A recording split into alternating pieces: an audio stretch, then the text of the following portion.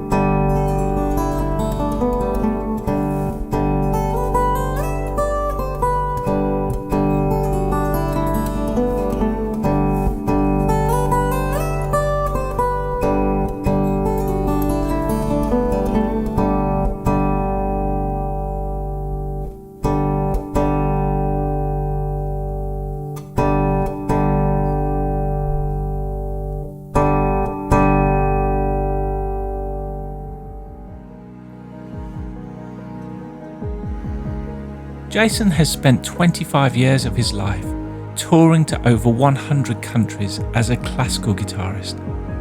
Working alongside the British Council and UNESCO, his creative peace-building and intercultural work has taken him to countries such as North Korea, Afghanistan, Pakistan, Uzbekistan, Russia and China.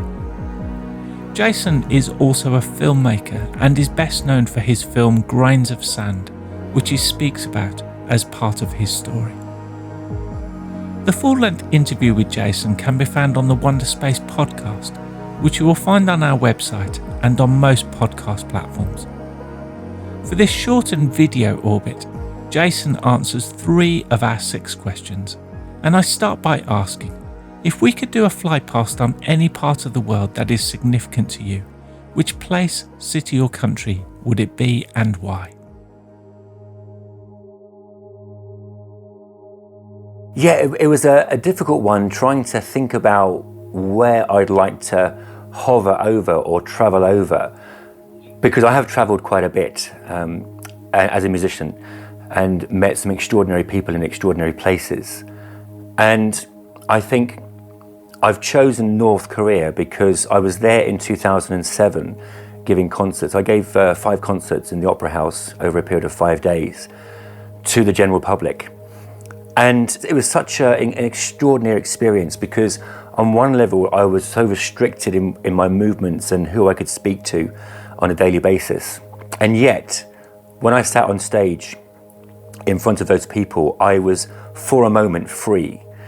Not that I could talk to people, it wasn't allowed, but I could sit and play music to them. And that was such an incredible privilege. And so we live in a day and age where instantaneous contact with people is normal. We meet someone at a concert or we meet someone at a restaurant and we can exchange contact details and suddenly we're on WhatsApp or we're on email. And it's so normal these days to be in contact with the world. And yet, after leaving North Korea in 2007, I have no idea what those people that I met are doing and how they are. And I became very closely acquainted with my guide and my translator because they were with me, not 24/7 of course, but they were with me from the moment I woke up until the moment I went to sleep, which was quite stressful, mostly because you're followed everywhere. However, inevitably the human contact and that relationship did develop, And when I said goodbye to them at the airport, it was almost a teary event, which is very bizarre. And so I'd like to hover above North Korea, recounting my time there and giving a thought for those people that I met and wondering how they are.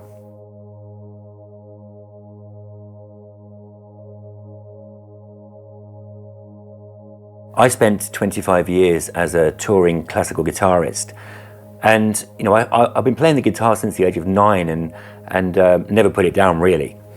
But it comes to a point where you think, well, how do I do this professionally? What do I do? And I was unemployed living in London, and a job came up in Dubai playing the guitar at the Hilton in Dubai in '93. So I thought, wow, I get to go to the Middle East for the first time, and I get to play for money. So I went with about 5 days notice. I got on the plane, and I remember I had no idea where Dubai was. I remember knowing it was in the Middle East, thinking it was in Saudi Arabia, like everyone thought in those days, because Dubai wasn't on the map as such as it is now. And I remember just following the map of the plane, thinking, oh, it's there, And, the job was boring. I mean, I was playing 5 hours a day, 6 days a week in the lobby of a hotel. It was summer, so it was incredibly hot. And yet I got a taste of the United Arab Emirates at a time when it was still really quiet and dusty. I remember you could even walk into palaces and meet the sheikhs. You could walk into people's houses. Dubai was covered in dust. It was really dead, And so I was so grateful to experience the Gulf at that time when it was still pretty much unknown, to be honest. And I spent 3 years in and out of the Emirates doing those kind of gigs. And after 3 years, I sort of had enough. It was kind of, not the place was amazing. It's just that I wanted to be a performer. I wanted to tell stories through music. And so I came back to London, and I basically started selling myself as a concert guitarist. I'd had 3 years playing the guitar every single day, pretty much, for 5 hours a day. I had a cracking good technique, and I was ready to, play my stuff. And so I went on tour in Ireland. I phoned venues and arranged a concert tour. I did 20 concerts in about 6 weeks in Northern Ireland. And from there, it just spiraled really. And I just, I've always been good at self-promotion, so I kept on that. But in 1999 came a turning point. I was back in Bahrain, and I was playing a concert with the Bahraini pearl divers, and amazing experience. These old guys were the sort of key holders to these songs that have now disappeared. And to share the stage with these old men was just a magical experience, very generous. And after the concert, the Minister of Culture came to me, and he said, he's so excited. He said, Jason, you have no idea what happened tonight. And I said, well, what do you mean? And he said, well, tonight you've played a concert to a mixture of Sunni and Shia. Now, we have had a lot of issues in Bahrain with tensions between these groups for a long time. And I think you need to really think more about why you do what you do, and would there be possibilities of you doing this more? And I thought, wow, that's amazing. I didn't think about it. And I remember sitting in my hotel room at the Ramada that night, and I think it was July in 1999. And I got on the computer and I started emailing the British Council, because I suddenly thought, this is exciting. So I emailed the British Council in various countries, and to cut a long story short, I ended up doing a lot of work with them in places such as North Korea and Afghanistan and Mozambique and Estonia and Saudi and Pakistan and Uzbekistan. And I became increasingly addicted to that moment when you know that what you are doing is affecting people's lives in a very profound way. And I'm an instrumentalist, and so there's no words, which in fact opens up many more doors for me.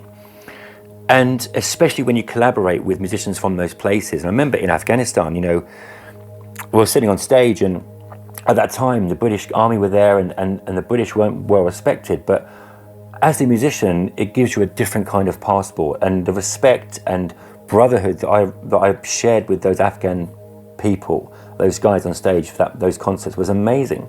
And so I became really driven by stories of change and stories of hope through music. And also, I've had a passion for filmmaking. I've made films for a long time for fun, and a lot of abstract music videos and so on. Then I decided, because of my close connection to the Middle East and my watching the way that Abu Dhabi and Dubai were developing at such a fast pace, and literally these stories and poems and songs were being buried in the sand under those buildings that were being built. And I thought to myself, I have to do something about this. I have to do something in terms of a story. So I decided to make a film called Grain of Sand, which was just that. It was a story of a question, really, about, is this important? Are these stories important? Where we come from? How much does it affect where we're going? And the film had a great impact as we were making it, and also, of course, when it was made. And through that process, I was approached by other people who were interested in culture and heritage themes to make films for them. And so I became a filmmaker, and I didn't intend to. I mean, of course, if someone had asked me years ago, would you like to do that? I would have said yes, but I was a musician. And yet, because of my desire to tell stories, I had to adapt and learn a new craft, basically. And that is, telling stories through narrative. So that was exciting. And for the last 5 years, we've been living in Bahrain, and I've been making films for people. We've been working with the royal family and just various people. And now we find ourselves back in Europe, and we are, again, trying to tell stories that initiate change and challenge people's thinking, with as much creativity and humility and integrity as we can.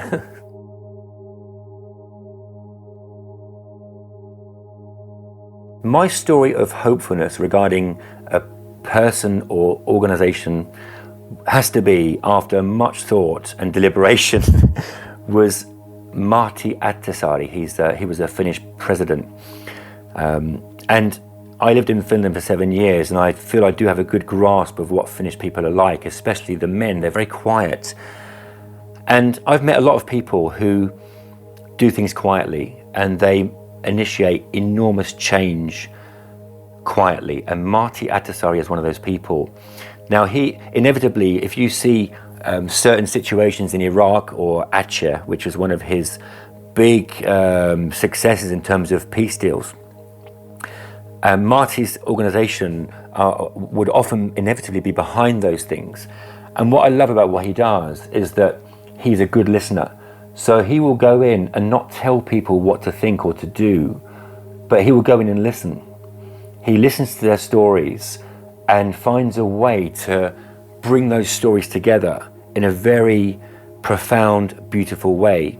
And I think that's the key thing for any peace builder, to be able to listen quietly and join people together through their stories. That's the key.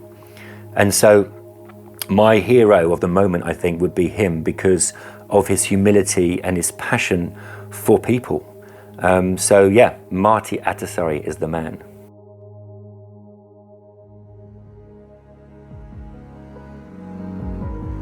More information about Jason, together with links to his music, film, and a brilliant interview about his trip to North Korea, can all be found at jasoncarter.net.